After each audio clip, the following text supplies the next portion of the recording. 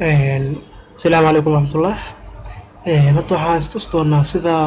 application-kaaga Visual Studio-ga ku samaysay looga dhigo installer oo aad computer-kaaga ku isticmaasho installer ku tiraahdo sida application-ada oo Dreamweaver sidaas oo kaleeto. Marka hore application-kan aniga sida midkaan ayuu ahay waa calculator-ka midkaan waa halkaan ayuu inoogu samaysan yahay. Marka waxaan leenahay halkaan waa ujeedaan start ka tiraahdo start marka tiraahdo halkaan waxaa gelinaa 3 halkaan waxaa gelinaa 5 isku dhuf labadan marka waa 15 programkan aniga waa sax marka waxaan rabnaa programkan inaan ka dhigno mid installer marka sida loo dhigo marka hore waxaa u baahan tahay in programkan haysato advanced installer kan programkan haysato file la tagaysaa new file marka tagto kadib waxaa leedahay Visual Studio application halkaan ayaa ku filaysaa dheelkeeda halkaan siinaysaa dheelkeeda marka halkaan siiso kadib new application name magaca qaadan doono application-kaaga calculator marka tiraahdo tab dheh your company shirkad magaceeda waa bixin kartaa magaca aad u baxso magacaaga aad u baxsan kartaa haddii shirkadda tahay waxaa u baxsan kartaa magaca shirkadda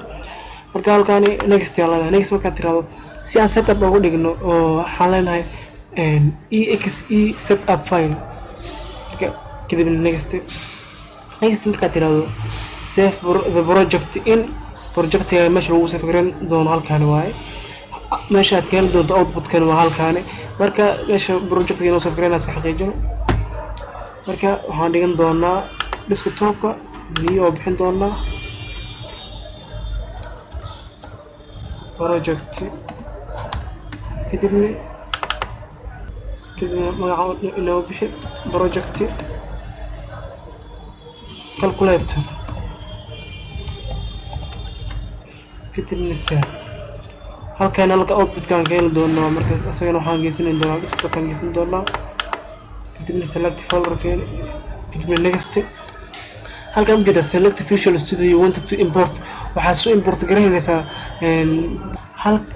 halkaas ujeeda 3 dhibic ku qoran tahay halka 3 dhibic ku qoran tahay waxaa siinaysaa click si aad soo import garayso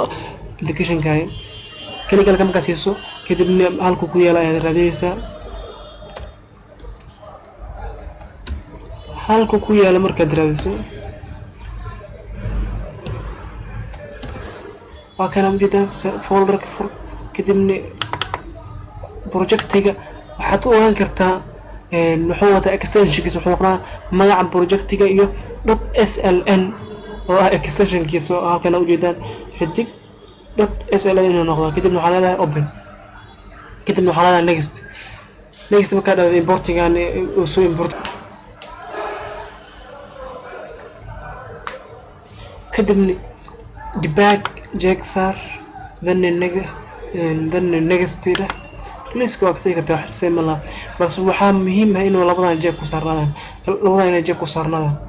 labadan hadday mar jeeb ku saaran yihiin kuwan kale waa iska caadi waa iska macquul ka tagi kartaa marka balse laakiin labadan jeeb ay ku saarnaadaan iska hubi kadib next marka aad kadib next iska series waxba u baahnid marka type nooc marka ay soo gareynayso sidaan ma urubtaa marka midkaan hore ka dhiganayna oo next la leeyahay saan kadibna aad liisas ugu baahneen next inoo dheh kadib aad finish ayaa leenahay